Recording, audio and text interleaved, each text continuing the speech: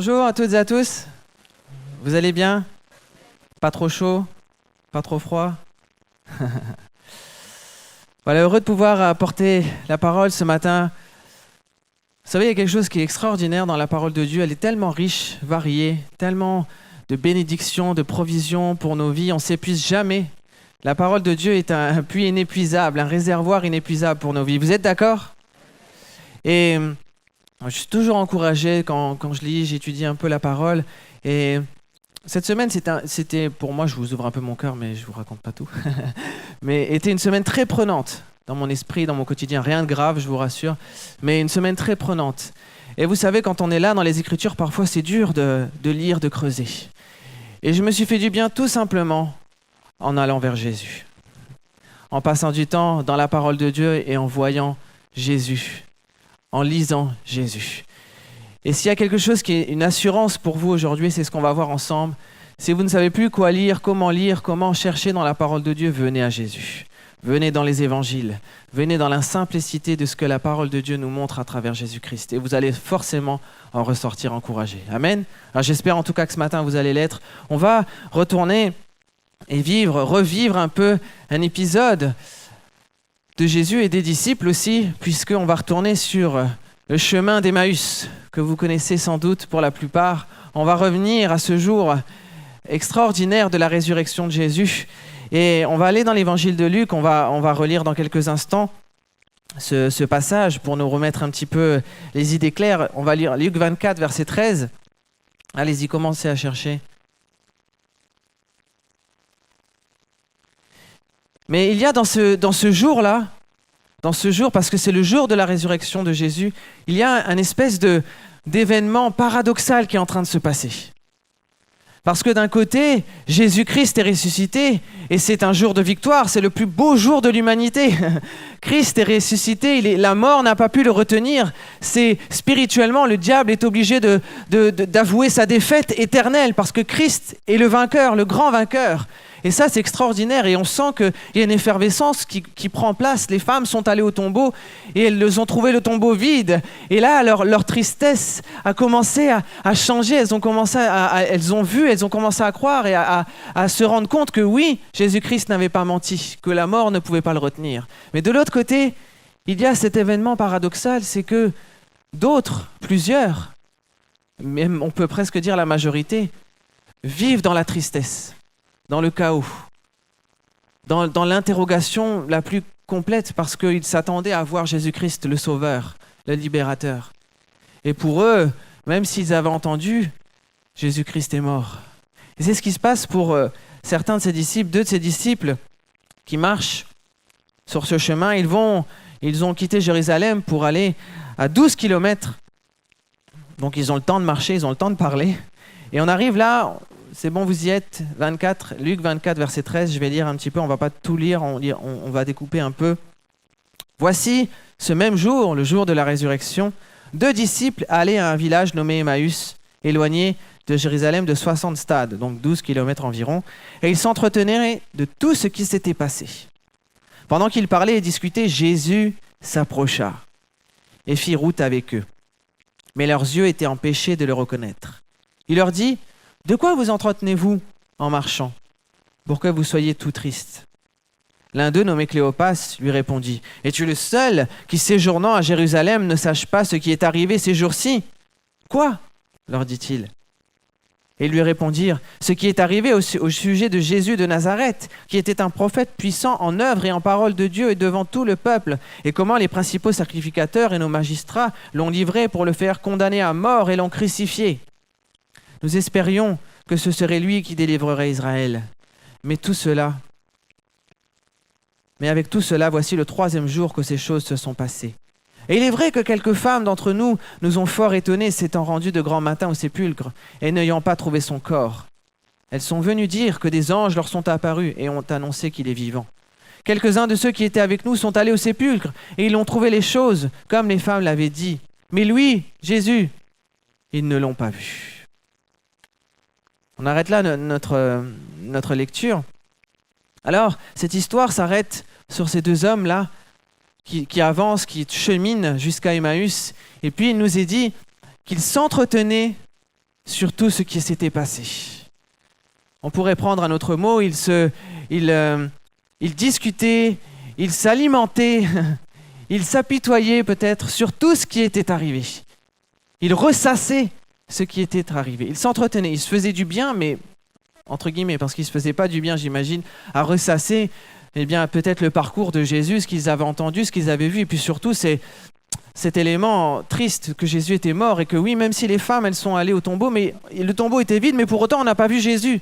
Ils s'entretenaient tout ça, et c'était difficile.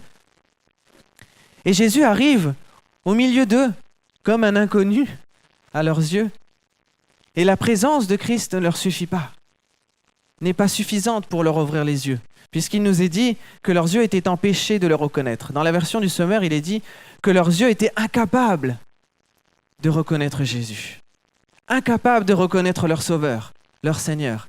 Vous imaginez un petit peu l'état de chaos, l'état de tristesse, d'accablement qui était sur les épaules dans la vie de ces disciples qui ne reconnaissaient pas Jésus-Christ. Et c'est vrai, Jésus a tout un cheminement à faire avec eux, et on va le voir, mais quand même, ils connaissaient Jésus. Sinon, ils ne seraient pas appelés disciples, c'est-à-dire qu'ils avaient choisi de suivre Jésus, ils avaient entendu ses enseignements, ils l'avaient vu. Ils n'avaient peut-être pas été comme certains des disciples très très proches de Jésus, mais quand même, ils connaissaient Jésus-Christ. Ils avaient entendu, ce n'était pas un inconnu.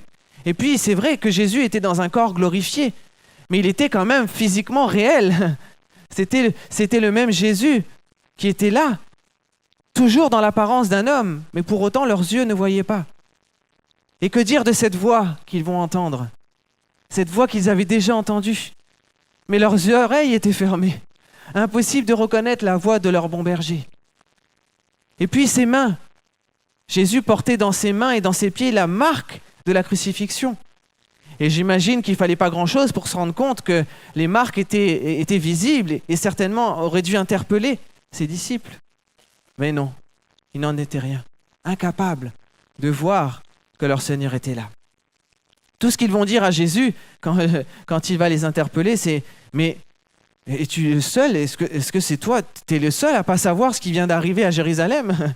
Tu es le seul qui ne soit pas au courant que Jésus-Christ, ce prophète de Dieu, il a été crucifié et qu'il est mort et que les Romains ont fait un jugement complètement injuste à l'encontre de Jésus. Est-ce que tu es le seul à avoir vu ça? » Et voyez-vous, la réalité de ces disciples, elle était que leur regard était tourné vers le passé d'un homme, je ne vais même pas dire un sauveur, parce qu'ils ne croyaient pas en sauveur, pas à ce moment-là. Leur regard était tourné vers le passé d'un homme crucifié sur une croix, alors que leur regard aurait dû être tourné vers le présent, vers un sauveur ressuscité et vivant au milieu d'eux. Vous vous rendez compte les conséquences qu'il y avait pour ces hommes d'avoir un regard tourné, une attitude tournée vers le passé, aucun espoir. Et c'est là qu'il y a déjà, je m'adresse à nous ce matin très rapidement, il y a une première leçon pour nous parce que je nous interpelle ce matin sur le fait que nous avons besoin plus que jamais d'avoir les yeux ouverts sur les réalités qui nous entourent, sur la réalité que nous vivons. Et la première réalité, mes amis, j'espère qu'on est tous en phase avec ça ce matin, mais si ce n'est pas le cas pour quelqu'un, j'espère que vous allez vivre cette réalité. La première réalité pour nous, c'est d'avoir les yeux ouverts sur la résurrection de Jésus-Christ. Amen. C'est pour ça qu'on a pris le repas tout à l'heure. Il a dit « Faites ceci en mémoire de moi ». C'est pour nous rappeler que Jésus est mort, mais qu'il est ressuscité. La résurrection de Jésus-Christ doit être un fait marquant, réel, quotidien dans nos vies. Amen. Parce que la résurrection de Jésus-Christ a ouvert une perspective extraordinaire pour nos vies, mais pour notre génération aussi, pour ceux et celles qui sont autour de nous. Peut-être pour vous ce matin qui êtes là pour la première fois, qui découvrez l'Évangile, Jésus-Christ est réellement ressuscité. Et pour vous, c'est un changement de vie qui est possible. Pour nous ce matin qui sommes chrétiens, c'est avoir l'assurance que Jésus-Christ est avec nous. Amen. Alléluia. Mais si nos yeux s'arrêtent sur Golgotha, si vos yeux ce matin s'arrêtent sur un Christ crucifié sur une croix, quelle espérance avez-vous? Quelle espérance avons-nous? Ce n'est qu'une religion. Ce ne sont qu'une parcelle, qu'un élément incomplet de l'œuvre de Jésus-Christ. Oui, si Jésus-Christ est resté sur une croix, alors, eh bien, forcément, on peut marcher la tête baissée comme ces hommes. On peut rester totalement dans le dépit, dans la crainte de ce qui pourrait arriver parce qu'on n'a pas d'espoir. Mais ce n'est pas ça la vraie réalité.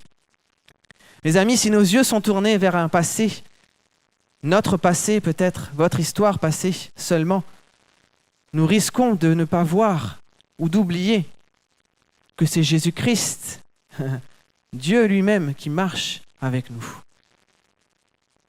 Même si leurs yeux étaient devant vers Emmaüs, leur cœur était en arrière vers Jérusalem, et la Jérusalem d'un homme crucifié. Et ils ne voyaient pas que Jésus était à côté d'eux. Il y a une autre réalité aussi que cette histoire nous montre, c'est que nous devons avoir les yeux ouverts sur l'effervescence que connaît notre monde. Eux, ils n'ont pas su saisir l'occasion de voir qu'il s'était passé quelque chose dans le tombeau, à l'extérieur du tombeau là. Il s'était passé quelque chose, ces femmes avaient vu quelque chose. C'était pas suffisant. Leurs yeux n'étaient pas ouverts à l'effervescence de ce qui se passait. Et pour nous aussi, ça peut être un danger de ne pas avoir les yeux ouverts sur l'effervescence que connaît notre monde, connaît notre génération, notre pays, qui ne sont pas anodins, qui ne devraient nous interpeller ce matin. Et si nos yeux ne sont pas ouverts sur ce que notre monde vit, on peut vivre même dans l'illusion. On peut même revivre dans un certain décalage de la réalité. Parce que nos yeux sont fermés sur quelque chose. Et on peut marcher finalement sur un chemin fade, un chemin trompeur, qui n'est pas celui que Jésus veut pour nous. Imaginez si ces hommes étaient allés et n'avaient pas rencontré Jésus. Ils seraient rentrés et quel discours auraient-ils eu devant leur famille, devant leurs amis, quand ils ont mangé, qu'ils allaient prendre ce repas? Ça allait être bien triste. Ils allaient certainement contaminer ceux qui étaient autour d'eux avec leur tristesse, avec leur désarroi. Parce qu'ils n'avaient pas les yeux ouverts sur l'effervescence de ce qui était en train de se passer. Et je nous interpelle parce que, parfois, ne nous arrive-t-il pas aussi de parler comme si Jésus n'était pas devenu étranger? Ou comme s'il était absent, alors qu'il est bien vivant? Est-ce que vous êtes avec moi? Est-ce que ça ne nous arrive pas de faire ça? Aïe. Et heureusement pour ses disciples et pour nous aussi ce matin, Jésus ne va pas les laisser comme ça. Jésus ne va pas juste être l'inconnu comme ça et puis il va les regarder et dire « Ah ouais, quand même, vous êtes vraiment très loin là. » Jésus ne va pas les laisser comme ça. Dans son amour, Jésus va faire 3 choses, 3 étapes. D'abord, il va les interpeller. Ensuite, il va les enseigner. Et enfin, quand il va rentrer avec eux dans leur maison, il va se révéler à eux. Et enfin, leurs yeux vont s'ouvrir. Et c'est ce que je crois le Seigneur veut faire ce matin pour nous aussi. Le Seigneur veut t'interpeller, t'enseigner et se révéler à toi. On va le voir à travers ces disciples. Je continue. Alors Jésus d'abord interpelle. Je dis ça parce que les disciples semblaient vraiment discuter très sérieusement de ce qui se passait. J'imagine le regard un peu peut-être surpris de Jésus, peut-être avec un petit sourire sur le côté de dire « Oh là là là là, mes pauvres amis ». Jésus les interpelle. Jésus ne les brusque pas. Il leur dit « De quoi discutez-vous en marchant ? Qu'est-ce que vous êtes en train de parler ?» Et c'est intéressant, si vous lisez dans la version du Semeur, il dit « De quoi discutez-vous en marchant ?» Et puis il y rajoutait cette petite phrase « Ils s'arrêtèrent, l'air attristé. » L'interpellation de Jésus les arrête sur leur chemin. Il dit « Mais attends », et c'est là qu'ils vont dire « Mais attends, tu sais pas ce qui est arrivé ?» Mais c'est intéressant, parce qu'ils s'arrêtent d'avancer pour commencer à avoir une connexion avec Jésus, commencer à avoir une interaction avec lui. Et cela produit donc un arrêt net, et puis, eh bien, il commence à interpeller Jésus, il commence à le questionner. Et alors que les disciples sont surpris que cet homme ne sache pas ce qui vient de se passer, Jésus leur demande encore plus de leur expliquer. « Dites-moi quoi? Qu'est-ce qui se passe? Dites-moi, quel est l'état de votre cœur? Expliquez-moi ce qu'il y a au fond de vous là. » Et c'est intéressant, c'est presque une approche psychologique, c'est presque une approche thérapeutique. Jésus ne prend pas tout de suite la parole. Jésus ne leur dit pas « Bon, laissez-moi, allez, ouvrez les yeux. » Jésus leur dit « Allez-y, ouvrez votre cœur, dites-moi, exposez-moi la situation. Dites-moi ce qui se passe dans votre cœur. » Et c'est ce que ces hommes vont faire. C'est intéressant parce que cette interpellation arrête les disciples, je l'ai dit, mais elle les amène surtout à revenir sur les faits, à remettre un petit peu en question toutes les choses, à remettre en perspective tout ce qu'ils ont vécu, tout ce qu'ils ont entendu, au point que, je crois, cela va produire une ouverture dans leur esprit. Ils vont commencer même à remettre en doute ce qu'ils sont en train de se dire, parce qu'eux-mêmes vont terminer en disant « Oui, c'est vrai qu'il y a certaines femmes qui ont entendu, qui ont vu, et c'est vrai, ils commencent à se rendre compte que finalement, leur état d'esprit, ce qu'ils pensent, ce qu'ils croient, n'est pas forcément la réalité, n'est pas forcément le cas pour tout le monde, parce que d'autres croient que Jésus est ressuscité. » Et ça les interpelle. Et si ce matin, c'est le deuxième élément pour nous, une deuxième leçon peut-être pour nous ce matin, si le Seigneur nous interpellait ce matin, si le Seigneur t'interpelle ce matin, et qu'il te pose cette question, de quoi discutes-tu? De quoi discutez-vous? Quel était le sujet de votre conversation ce matin dans le métro quand vous êtes arrivé? Et quel serait le discours que vous auriez envie d'avoir à la fin de cette réunion, quand vous allez retrouver peut-être des amis, des familles? Quels sont les sujets qui entretiennent votre quotidien, notre quotidien? C'est intéressant comme question. Parce qu'elle peut nous déstabiliser un petit peu. Quelles sont les choses qui préoccupent actuellement vos pensées? Peut-être qui vous accablent, qui vous amènent à baisser la tête. Quels sont les éléments ce matin qui vous amènent à avoir peut-être traîné le pas en venant dans l'église? Mais vous êtes quand même venus, c'est bien. Quels sont ces éléments? Quels sont les sujets de conversation qui animent vos divers rendez-vous dans une semaine? Quand vous êtes peut-être là, entre amis, dans une soirée avec vos familles, autour d'un bon repas, quels sont les sujets qui animent ces conversations, ces discussions? Vers qui sont-ils tournés? Vers quoi sont-ils tournés? Est-ce que nous sommes de ceux parfois, vous n'allez pas aimer ce que je vais dire, qui alimentons les bruits de couloir ou les ragots sur nos lieux de travail ou dans nos familles? Tu sais, il y a ça, il s'est passé ça, il a fait ça cette semaine, tu te rends compte, c'est pas normal et tout. Est-ce que c'est le genre de sujet de discussion qu'on aime avoir, qu'on aime alimenter, qu'on aime entretenir parce que ça nous fait du bien? Mais est-ce que c'est vraiment ça qui devrait préoccuper nos pensées? Sommes-nous attentifs ou discutons-nous seulement de l'actualité que nous entendons, que nous lisons et qui provoque peut-être en nous de la tristesse, de la crainte? Sommes-nous focalisés uniquement sur ce que nous voyons autour de nous et qui peut peut-être nous amener à ne plus voir Jésus, je le disais tout à l'heure? N'aurions-nous pas besoin ce matin, comme ces disciples, de nous interpeller à nous-mêmes, de laisser Jésus nous interpeller, peut-être pour revoir un petit peu, pour élargir un petit peu notre réflexion, notre champ de vision, nos discussions, nos échanges, pour remettre un peu tout ça en perspective? Parce qu'alors que Jésus est ressuscité, on est tous d'accord pour dire Amen. Jésus marche à côté de nous. Amen, on est d'accord. On est d'accord. Mais parfois, nos discussions ne semblent pas inclure ou plus inclure Jésus-Christ. Nous vivons notre quotidien parfois comme si Jésus ne marchait plus à côté de nous. Et si on prendrait conscience qu'il marche à côté de nous, on dirait « Ouh là là, qu'est-ce que je suis en train de faire? Mince, pardon Seigneur. » Parfois, c'est ainsi. Chers amis, le Seigneur nous interpelle, et je m'inclus aussi ce matin, pour que nous nous arrêtions un instant sur notre route, sur notre chemin. Je ne sais pas où vous allez, mais le Seigneur aimerait nous interpeller, t'interpeller ce matin pour que tu t'arrêtes un instant et que tu puisses t'interroger. Et qu'en réaction, tu puisses interpeller le Seigneur. Tu puisses interroger le Seigneur. Tu puisses discuter avec le Seigneur.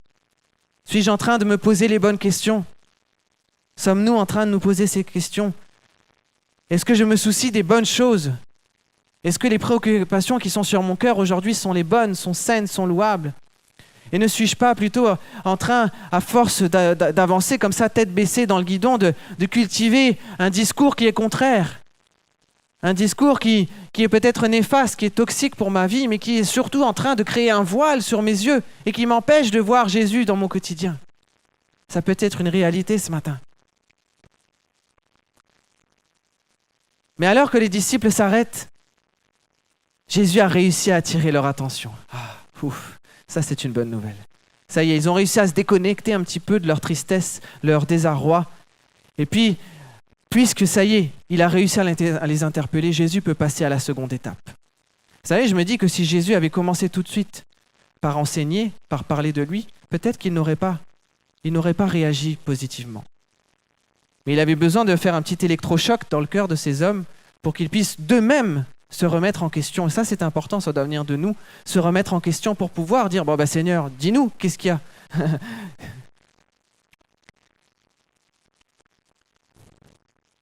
Alors si nous nous posons ces questions ce matin, je souhaite que vous puissiez vous poser des questions ce matin, que vous puissiez vous sentir interpellés. Parce que ça veut dire que Jésus est en train de faire quelque chose dans vos vies. C'est que Jésus, ça y est, il a engagé sa machine spirituelle et ça y est, il va pouvoir passer à la seconde étape dans votre vie. Le Seigneur peut maintenant, une fois qu'il nous a interpellés, nous enseigner. C'est ce qui se passe. On peut lire le verset 25, si vous avez toujours la Bible ouverte. « Ô homme sans intelligence !» Jésus leur dit « Ô homme sans intelligence, et dont le cœur est lent à croire tout ce qu'ont dit les prophètes. Ne fallait-il pas que le Christ souffrit ces choses et qu'il entrât dans sa gloire ?»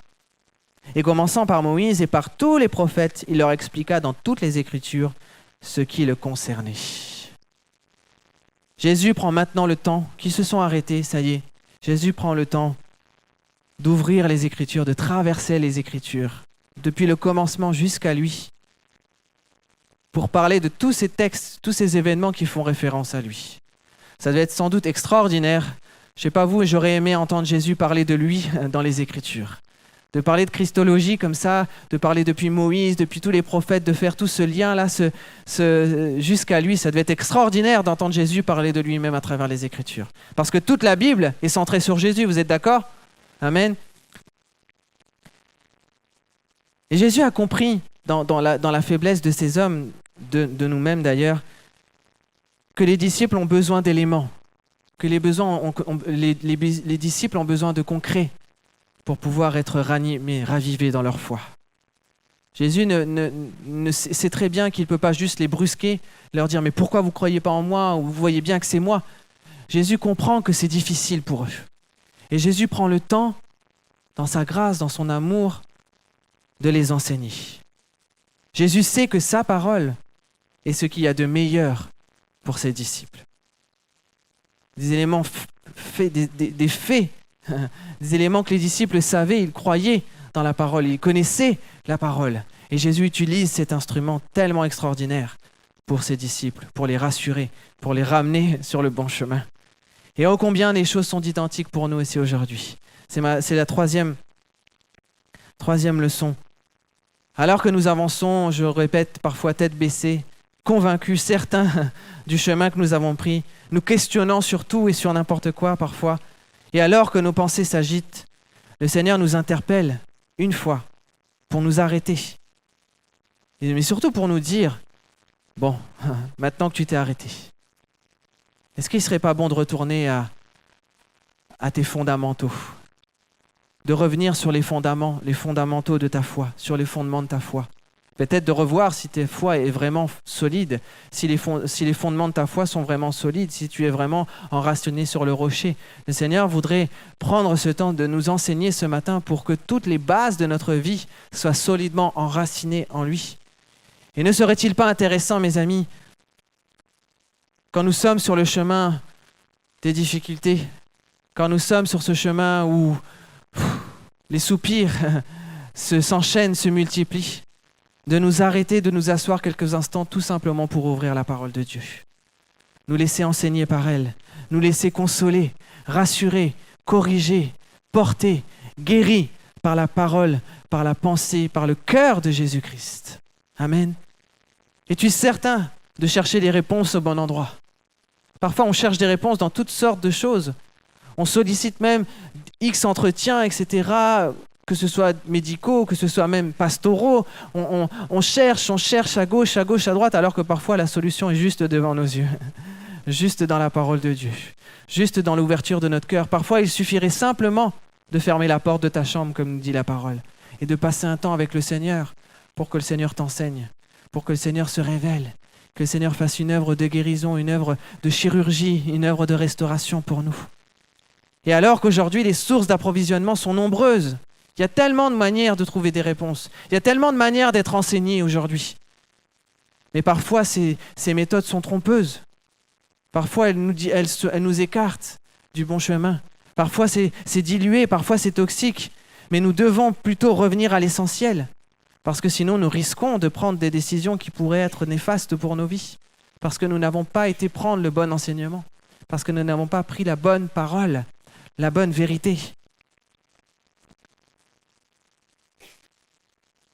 Ne devrions-nous pas reprendre rendez-vous avec Jésus. Amen. Prendre un rendez-vous amoureux avec ton premier amour. Prendre quelques instants dans la vie trépidante que nous avons jour après jour, de dire, bon, et je m'arrête. Je vais prendre un rendez-vous. Seigneur, ce soir, on va passer 1 heure ensemble. Là. Ce matin, je ne vais pas partir tant que je n'aurai pas pris 1 heure avec toi. Je veux prendre un rendez-vous avec toi. Je veux me laisser à nouveau conquérir par mon Seigneur. Je veux me laisser à nouveau séduire par l'amour de mon Jésus. Je veux me laisser à nouveau convaincu de son amour, de ses intérêts pour moi. Ne serait-il pas bon de faire ça ce matin? Amen. Et de dire au Seigneur, Seigneur, j'avoue, je sais plus quoi savoir, quoi penser, quoi répondre, je sais plus quelle route prendre, je ne comprends pas tout ce qui m'arrive, je trouve même pas de solution ailleurs, je trouve pas d'issue. Prends le temps d'ouvrir ta parole, la parole de Dieu, et laissons l'Esprit de Dieu faire son œuvre. Lui, il sait comment faire, lui, il sait faire. Et c'est ce qui s'est passé dans le cœur de ses disciples. Quand Jésus a commencé à parler, la Bible va nous dire plus tard que cela va ranimer un feu. Quand il va dire, mais oui, n'avions-nous pas senti un feu dans notre cœur quand Jésus nous parlait? Parce qu'à cet instant, ils ne savent pas encore que c'est Jésus. Hein. Même s'il est en train de leur enseigner, de parler de lui, ils ne savent toujours pas que c'est Jésus. C'est toujours un inconnu qui parle très bien, qui enseigne très bien la parole de Dieu. D'accord? Et l'histoire ne s'arrête pas là.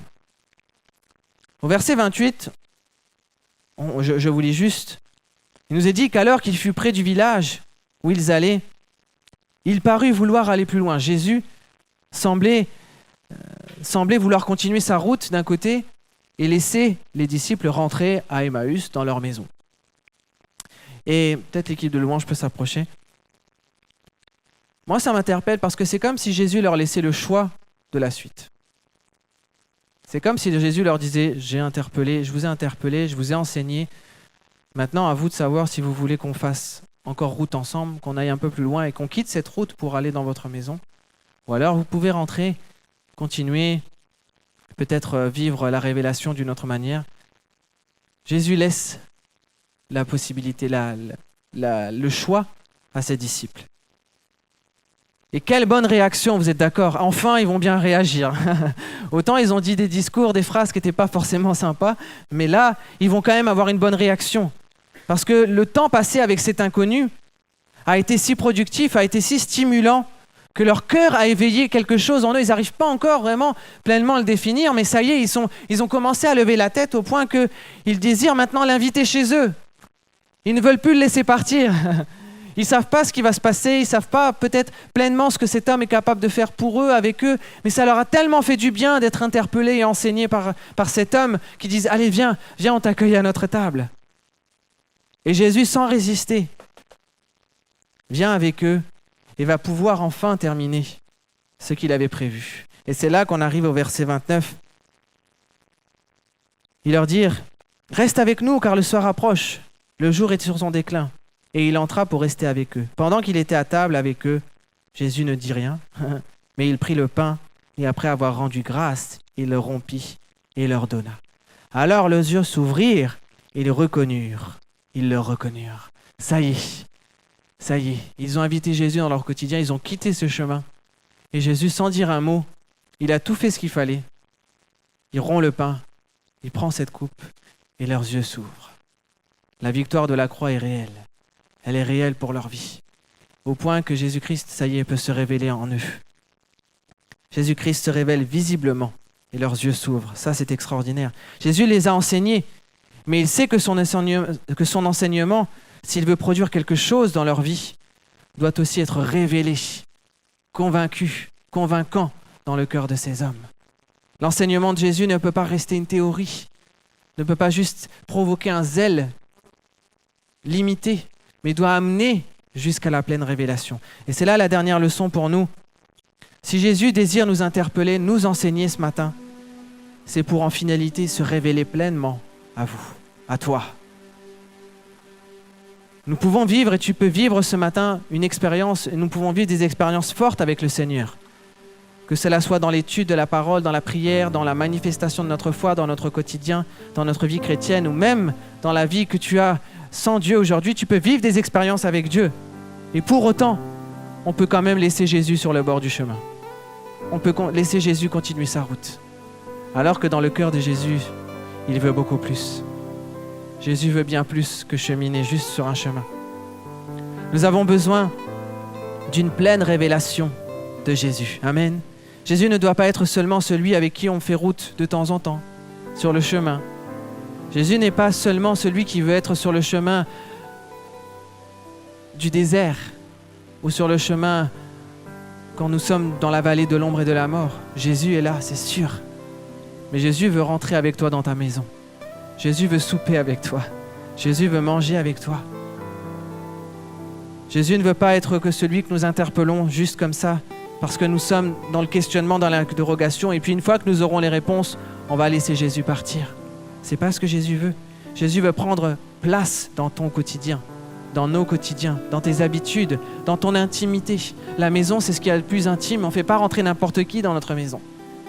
Mais Jésus veut entrer dans ton intimité, c'est-à-dire même dans tes peurs, dans tes craintes, dans ce que personne d'autre ne sait de toi. Il veut rentrer dans les profondeurs de ta vie, jusque dans ton identité, dans ta culture, dans tes traditions, dans tes habitudes de vie. Jésus veut venir là, jusque dans ces choses-là. Amen. Et dans les mêmes endroits où nous discutons, où nous débattons, où nous décidons, où nous refaisons le monde, parfois sans Dieu, il est temps de laisser Jésus participer à nos discussions. Il est temps de laisser Jésus prendre place, prendre en main ce repas, prendre en main notre vie. Et Jésus n'a même pas eu besoin, je l'ai dit, de parler et d'enseigner. Dès qu'il prit le pain, dès qu'il rappela l'œuvre de la croix, la révélation fut manifestée. Et ça, je trouve ça extraordinaire parce que même dans notre quotidien, peut-être que c'est une crainte ce matin pour certains de laisser Jésus entrer dans votre maison parce que vous allez dire « Oh là là, mais il y a tellement de chantiers, c'est tellement le bazar que j'ai honte de laisser Jésus entrer. » Jésus aurait pu rentrer dans la maison et dire « Hé, mais vous voyez pas que c'est moi ? Allez !» Il aurait pu être très brutal. Non, Jésus respecte et ne vient pas chambouler tout, ou en tout cas tout de suite, ou brutalement les choses. Jésus est venu dans la simplicité de ce repas. Il s'est mis à table comme un invité simplement. Et là, il s'est révélé. Et c'est ce que Jésus veut faire aussi pour nous. Sa présence est suffisante et va donner une saveur particulière à votre maison, à votre vie. Quand Jésus prend les choses en main, les choses même insignifiantes de notre vie comme un repas, eh bien, elles prennent alors toute la valeur. Les disciples de Jésus allaient prendre le repas, sans doute, sans Jésus. Ils allaient sans doute manger du pain et boire sans Jésus. Mais Jésus utilise cette chose simple de la vie, un repas. Mais dans la puissance, dans la révélation qu'il donne, leurs yeux s'ouvrent à travers la simplicité. Quand Jésus est inclus dans nos conversations, nos projets, dans nos rêves, dans nos défis, eh bien, ceux-ci prennent leur véritable but. Ils trouvent leur véritable sens. Et ce matin, j'aimerais vraiment qu'on puisse se positionner par rapport à ce Jésus-là. Peut-être ce matin, ce Jésus est un inconnu pour vous. Peut-être qu'il est redevenu un inconnu pour vous. Peut-être que ce matin, il est temps pour nous de nous positionner et de dire « Mais que vas-tu faire, Jésus traverse, il vient croiser ta route. Tu es en train de marcher là sur le chemin. Quel que soit le chemin que tu vis, un chemin où Jésus n'a pas du tout de place aujourd'hui, un chemin où Jésus avait une place et aujourd'hui tu ne sais plus quelle place donner à Jésus. Que vas-tu faire? Que vas-tu faire? Jésus ce matin t'interpelle. Il veut t'interpeller. Vas-tu garder ta route? Vas-tu garder ta ligne de mire, d'horizon, quel que soit ce que Jésus te dit? Vas-tu laisser garder les paroles qui entretiennent ton quotidien, t'accabler, t'amener à t'enfoncer un peu plus dans le sol? Ou vas-tu te laisser interpeller par Jésus-Christ ce matin? Veux-tu te laisser interpeller par Jésus? Es-tu prêt à t'arrêter sur ce chemin d'Emmaüs pour te laisser enseigner par Jésus? Es-tu prêt à dire à Jésus, Seigneur, j'ai pas tous les éléments, mais j'ai bien envie de t'inviter dans ma maison. J'ai bien envie que tu reviennes un petit peu mettre de l'ordre, que tu viennes un petit peu prendre mon quotidien, les choses simples de ma vie et que tu viennes te révéler à moi. Vous voulez qu'on prie ce matin quelques instants? Est-ce qu'on peut fermer nos yeux? Et j'aimerais faire cet appel très simplement et vous interpeller imparfaitement, mais c'est Christ qui interpelle votre cœur ce matin. Nous sommes tous sur un chemin à un moment donné dans notre vie. On traverse tous des chemins. Ce matin, Jésus marche sur le chemin. Ça, c'est une assurance. Jésus est là parce que c'est une réalité. Il est ressuscité, il est vivant. Jésus marche. Et est-ce que ce matin, quelqu'un voudrait dire au Seigneur, Seigneur, j'ai besoin d'être interpellé par toi. J'ai besoin d'être enseigné par toi. Je ne sais plus quoi penser, quoi croire. Est-ce que ce matin, quelqu'un voudrait simplement, on a les yeux fermés, se lever à sa place, dire, Seigneur, j'ai besoin que tu fasses quelque chose sur ce chemin d'Emmaüs. J'ai besoin, Seigneur Jésus, que tu viennes à nouveau me rappeler, Seigneur, tes bontés. Que tu viennes à nouveau me rappeler que tu ne m'abandonnes pas, que tu es avec moi. Alléluia. Levez-vous, ne regardez pas à gauche, à droite, c'est devant Jésus. Arrêtez-vous sur ce chemin. Quand vous vous levez maintenant, vous êtes en train d'arrêter votre route. Vous êtes en train de vous arrêter là sur ce chemin qui était en train de vous perdre. Vous êtes en train de partir loin de Jésus, de vivre votre quotidien sans lui. Levez-vous. Est-ce que ce matin, quelqu'un voudrait dire à Jésus, Seigneur, j'ai trop longtemps fermé la porte de ma maison. J'ai trop longtemps fait de ma maison un bunker dans lequel je me suis moi-même enfermé. Mais ce matin, j'aimerais que tu viennes revenir dans ma maison, que tu viennes revenir dans mon quotidien, dans mes habitudes. Peut-être certaines me font rougir ce matin. Mais lève-toi devant Jésus, dire, Seigneur, je t'ouvre la porte de ma maison. Viens souper avec moi. Est-ce que quelqu'un dit à Jésus ce matin, en se levant avec foi, Seigneur Jésus, viens rentrer dans ma maison. Viens dans ma maison, viens dans la simplicité de mon repas, dans l'imperfection de ma vie. Viens Jésus, maintenant. Seigneur Jésus. Alléluia Jésus. Est-ce qu'on peut reprendre ce chant pour terminer et après je prierai? On reste les yeux fixés sur Seigneur. Vous pouvez encore vous lever si vous le voulez. Dis au Seigneur, on va chanter, Seigneur, tu es le centre de ma vie. Je veux que tu sois le centre. Je veux que tu sois la source et la destination de ma vie. Alléluia.